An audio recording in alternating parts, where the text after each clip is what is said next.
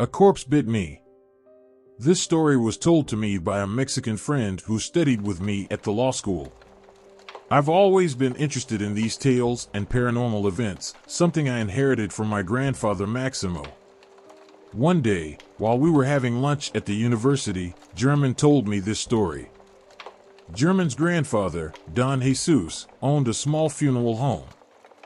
He had been working in this field since he was a child, as he had inherited the funeral home from his father. In the 1960s, when this event took place, Don Jesus was 38 years old. Although he was relatively young, everyone preferred his funeral home because of his professionalism and seriousness, as well as his exceptional skills in reconstruction, embalming, and preparing bodies. Those procedures were not very common in those parts of the country, but whenever someone with skills was needed, they would call him. Such was the case with a wealthy landowner whose jealous wife set him on fire while he slept. The man's family lived in the capital, and one of his daughters lived in the United States, so they hired Don Jesus to prepare the body while they waited for the whole family to gather. The family wished to have an open casket wake, but given the condition of the deceased's face, it wasn't going to be possible. Don Jesus requested a photo of the deceased and made a wax mask that was hard to distinguish from a real face. He prepared the body and arranged it in the casket so that only the deceased's face was visible. The family was astonished by how realistic the mask looked. After that, he became so famous that he was called upon from other parts of the country. One day, while he was cleaning his equipment in the embalming room, the funeral home's phone rang. On the other end was Roberto, a friend of his father's who had a small funeral home in another city. "Hello, Jesus," he began. "There's been a terrible tragedy in a neighboring village. 2 buses collided, and everyone died. There are around 40 bodies. There are no funeral homes there. The local government is willing to pay funeral workers to prepare the bodies for the families. Everything has to be done quickly because there's no proper refrigeration for the bodies. The families of these victims are poor." Don Jesus promised to head to the village immediately. He traveled almost 5 hours to get there, and he often remarked that the scene was the most shocking he had ever encountered in his career. Suddenly, he found himself in an improvised morgue in the local school, surrounded by mutilated corpses. He had never faced such a volume of work before. Roberto snapped him out of his daze. "Come on, we need to hurry. There's no electricity here, and we only have a few hours of sunlight. Afterwards, we'll work with lanterns or candles as families will arrive tomorrow to collect the bodies." Jesus began by identifying the bodies that would be the hardest to work on, those that required more light. With all the rush, he lost track of time. It was nearly 10 p.m. when they took a break and had some food that had been prepared by some volunteers. After eating, the men at the school escorted the volunteers to their homes and rested a bit. Everyone would return at 5:30 a.m. Only Jesus, Roberto, and a policeman remained in the school with the bodies. A volunteer had brought hammocks for them to sleep in.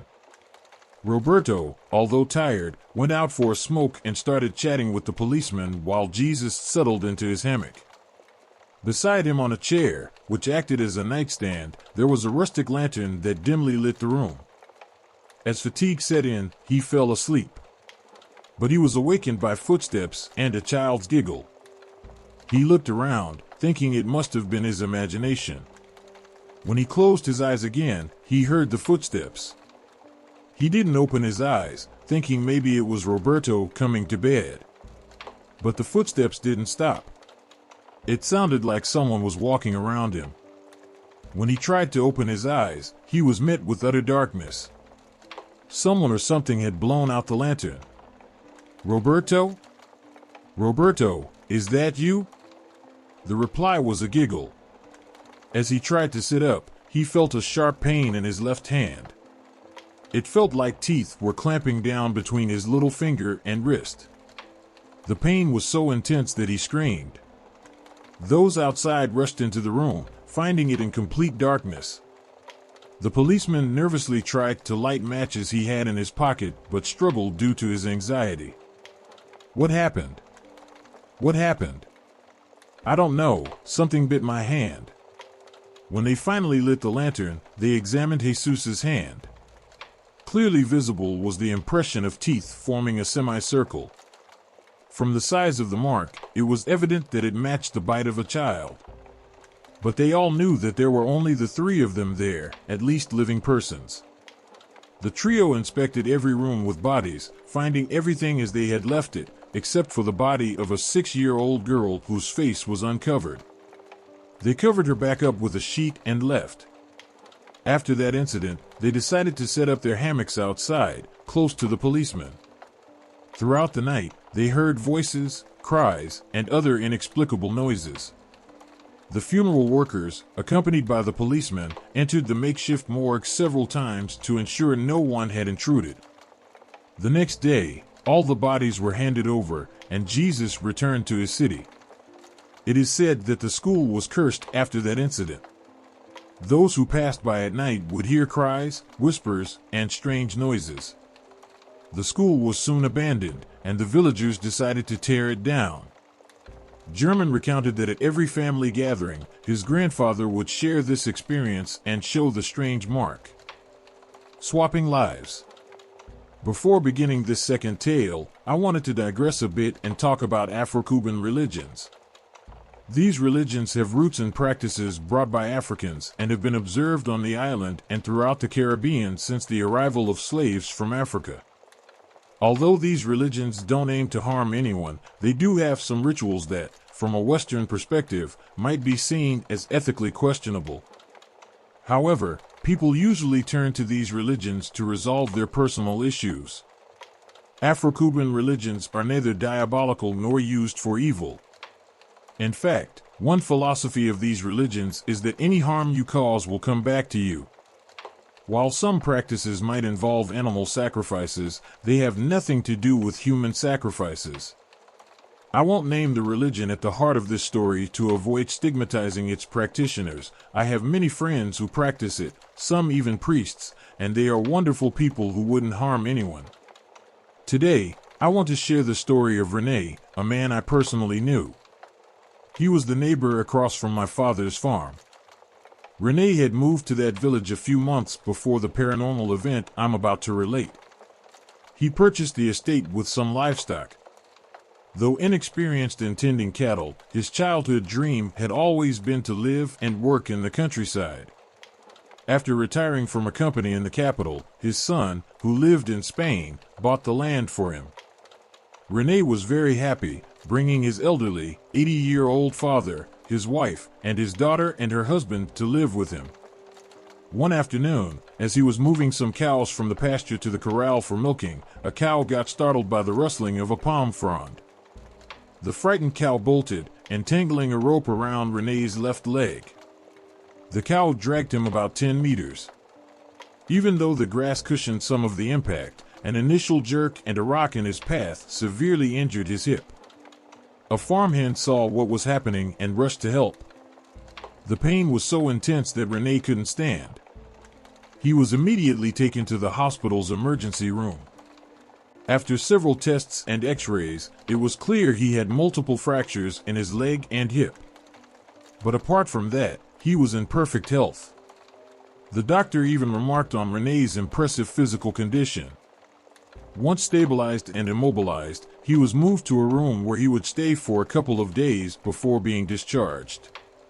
When Rene and his wife entered the room, they encountered a heartrending scene. A family gathered around the deathbed of an old man.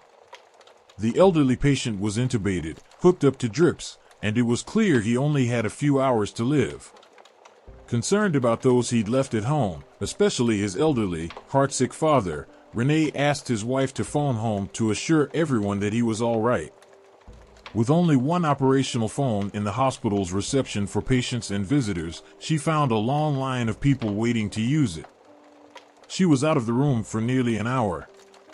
Upon returning, she encountered a shocking sight. Surrounding the dying man's bed was a circle of practitioners from an Afro-Cuban religion performing some kind of ritual. While unexpected, it wasn't unusual. Many practitioners of Afro-Cuban religions perform rituals to restore health. So, Renee's wife sat next to her peacefully sleeping husband, trying not to interrupt the ceremony. She was growing concerned and was about to ask the practitioners to quiet down, fearing they'd wake her husband, when, inexplicably, the ceremony ended. She assumed it was akin to the last rites given by Catholic priests. But the reality was far different. As hours passed, her husband didn't wake up. She wasn't overly worried since she knew he'd been given sedatives. However, at 3 a.m., she was jolted awake by Renee's strange groaning. Touching him, she found he was burning up with fever. She quickly called a nurse. Bafflingly, Renee was experiencing an infection. When they ran new tests, the results were the total opposite of those from his admission. During one of the rounds, a nurse noted that the patient in the neighboring bed seemed unusually calm. Upon checking, they found him trying to remove his breathing tube. He was breathing on his own. Rapidly, the man who was on the brink of death began to recover, while Renee's condition rapidly deteriorated. 3 days later, Renee passed away due to respiratory failure and multiple organ failure, while the elderly man beside him walked out of the hospital on his own. Renee's wife repeatedly asked how this was possible. Doctors and nurses gave her complex, scientific explanations, but none satisfied her. One of the hospital's cleaning staff, seeing her distress, brought her some tea. As they chatted, the cleaner revealed she knew the elderly man. He was a powerful priest in an Afro-Cuban religion. It was likely a life swap. Renee's wife couldn't make sense of this. She was a woman of science.